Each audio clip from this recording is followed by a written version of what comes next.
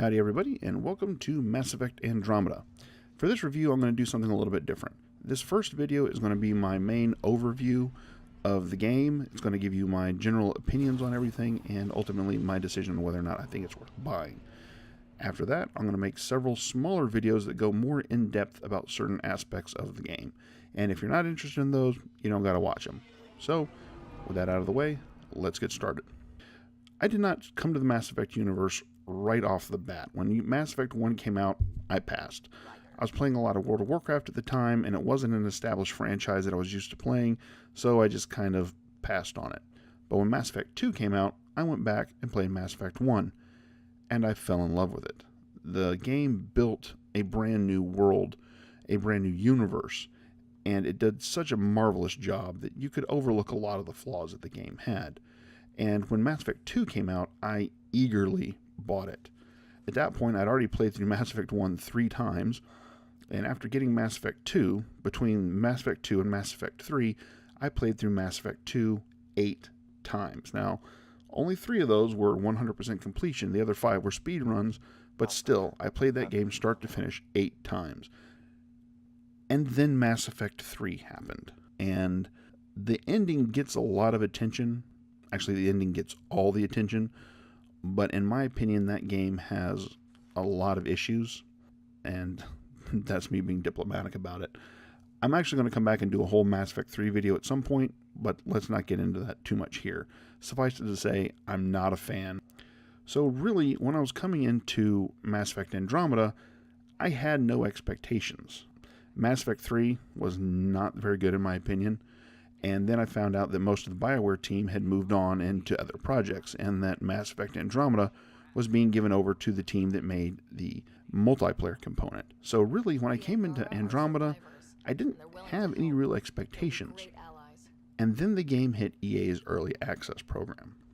And if you don't know, that Early Access program was if you signed up, and I believe if you paid $20, you would do EA Early Access, where you'd get early access to all kinds of games as they were coming out. And the banner game that they were kind of promoting this with was Mass Effect Andromeda. They were going to let you play the first 10 hours of the game before it was released. And a lot of people signed up for this. And this was an utterly terrible decision, because the first 10 hours of Andromeda featured horrible face animations, bizarre looking characters, and it was just slow, because it was a proper Mass Effect game, and there was not a whole lot of combat. So you spent a lot of time talking to characters that had weird faces. Even the dialogue itself was very, very suspect. And as a consequence, before the game even released, there was a massive backlash against it. And this furor went on for, well, pretty much from the second the Early Access program opened up to the game's launch. I went ahead and bought the game anyways. And I gotta tell you, I was surprised by what I found. Today, you can separate the game into 2 eras, if you want to say it. There is the pre-patch 1.05 and the post-patch 1.05. And I played the first half of the game before patch 1.05 came out. And yes, the animations were as bad as people thought. Some of the characters just looked downright bizarre. The writing was and that was the first few hours of the game. But if you powered through that, you got into some good stuff. You got into experiencing the game's open world, which was very interesting. And you got into the game's central conflict. You got into a chance to play more of the game's excellent combat and get into playing with that. You got to toy around with their leveling mechanic that was different from normal Mass Effect. And you got to try out a lot of this stuff, and it was fairly interesting. And I got drawn into the idea of helping the Initiative colonizing Andromeda.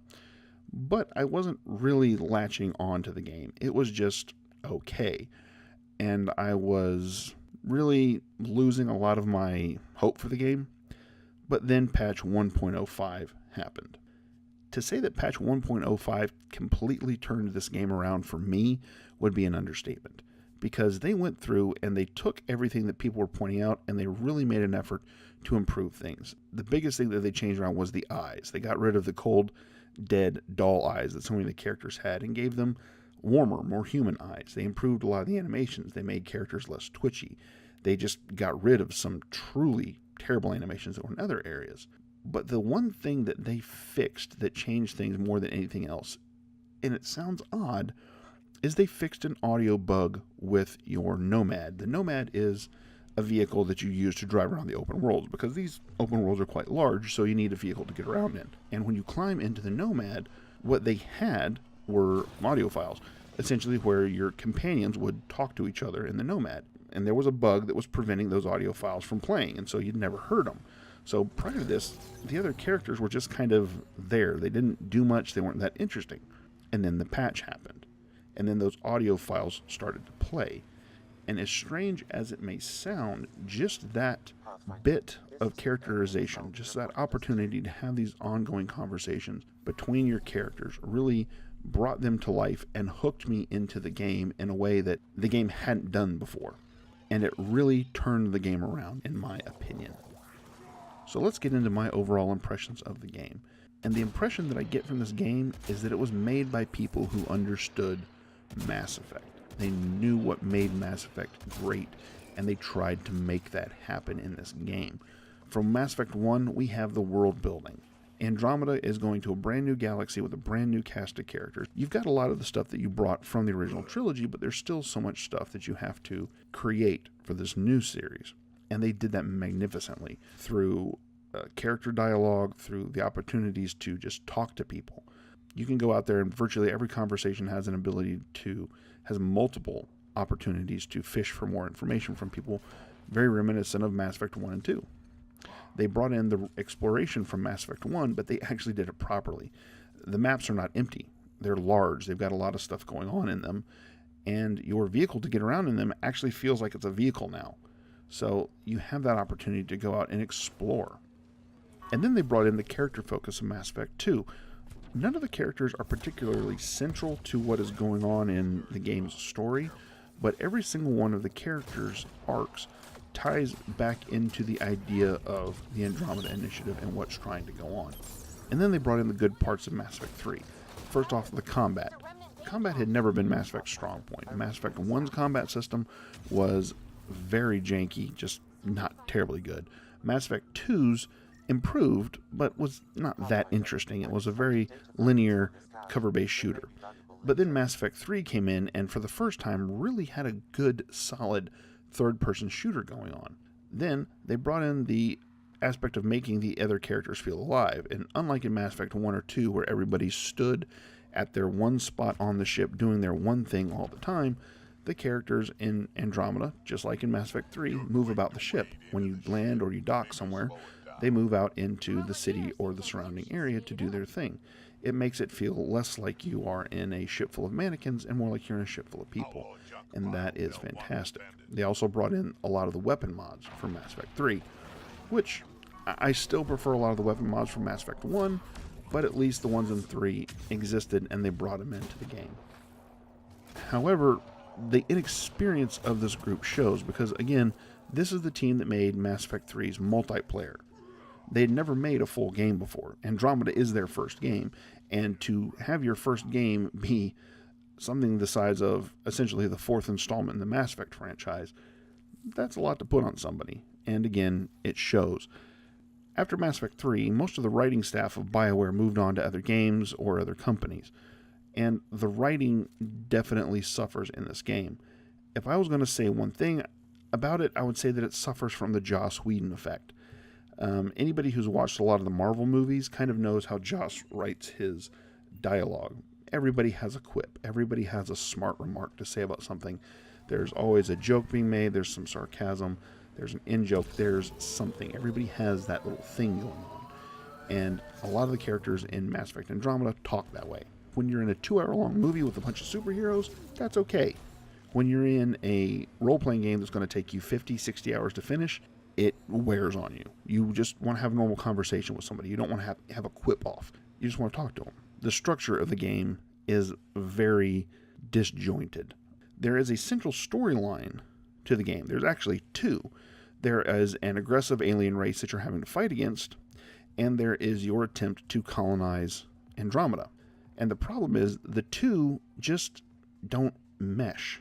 And I played most of the game focused on helping colonize Andromeda, and I didn't pay a whole lot of attention to fighting the enemies beyond what I had to do on the planets. And as a consequence, I completed almost everything there was in the game aside from the central story, and then I had to go do the central story. They felt like two completely different storylines happening in two completely separate portions. They didn't integrate the two very well, and as a consequence, this game feels a lot like Mass Effect 2. If you remember playing Mass Effect 2, everybody remembers the characters, all the side missions, all those interesting locations and things you went to do.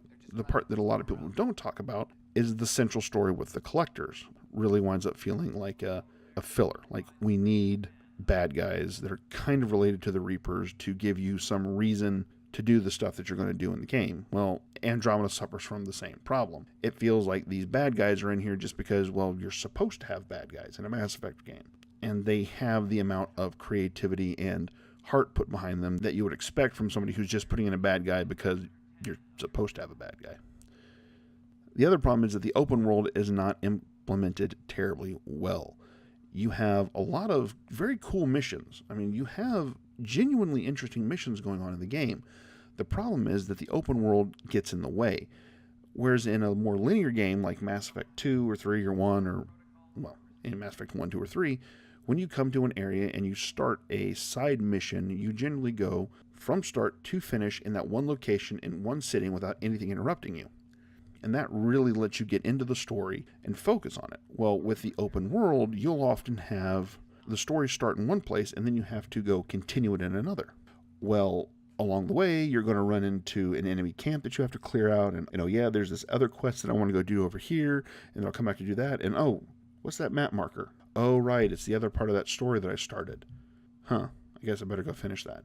And in that, you lose that emotional investment. You got out of the story and now you've got to get back into it. On reflection, you can see how good it actually was. But in actuality, when you're playing through the open world, it's not that great. I think when you're going to do this sort of game, I hope in the future, when you instigate these side missions, they'll actually take you out of the open world and you'll finish the side mission entirely in one shot. Because having to bounce back and forth between locations in an open world game like this, it doesn't work.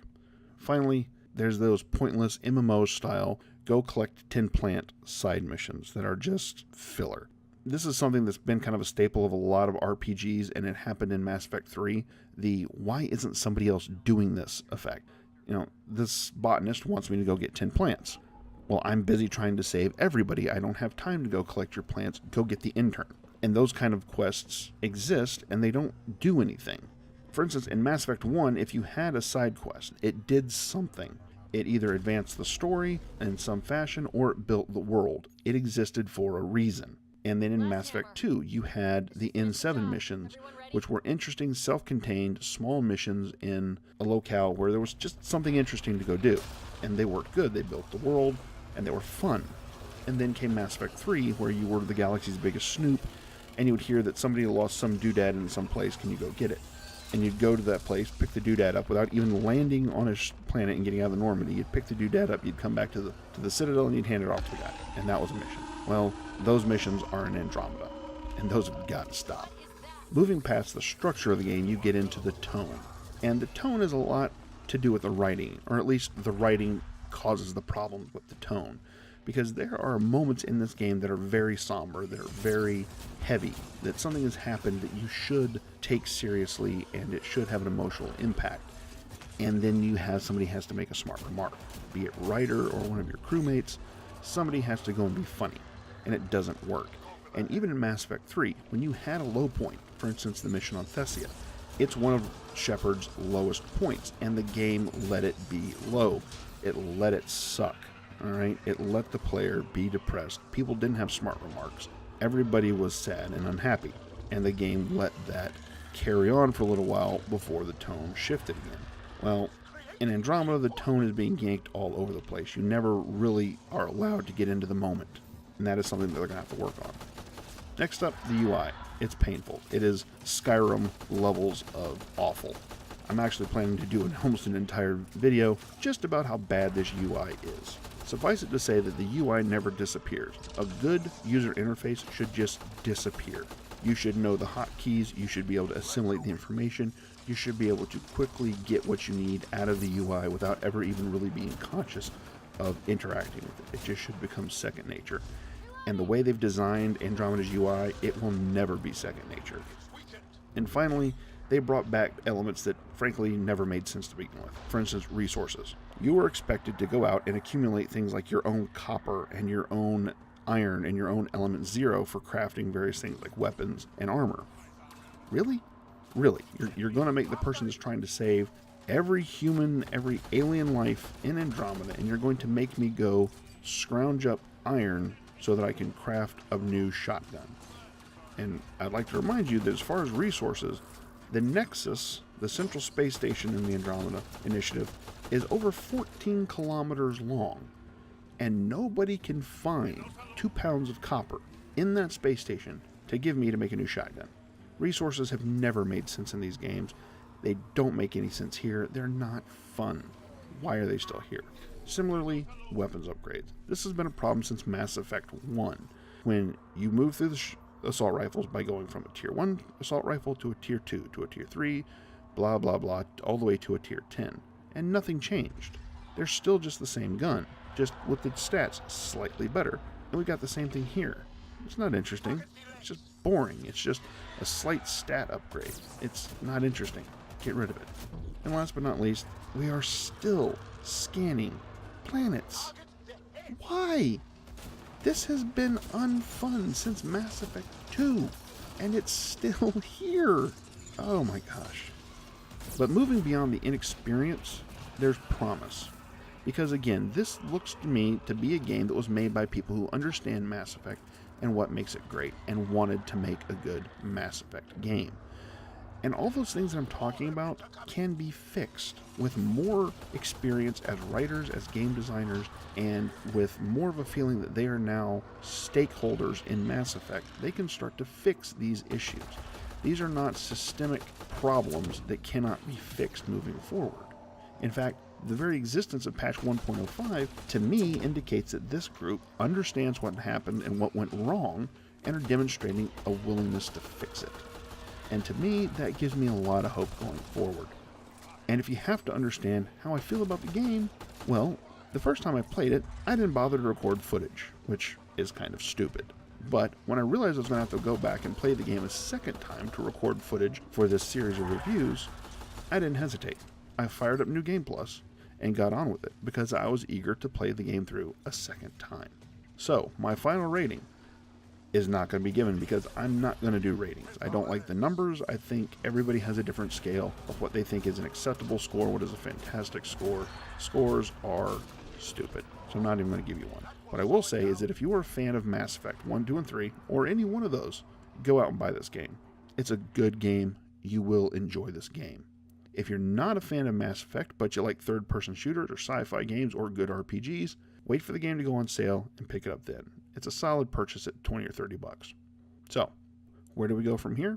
Well, like I said before, I'm going to go into a whole series of videos about the different aspects of Andromeda and what I think about them, what they did right, what they did wrong, so stay tuned for those. But for now, this has been Bogatir. I'll catch you next time.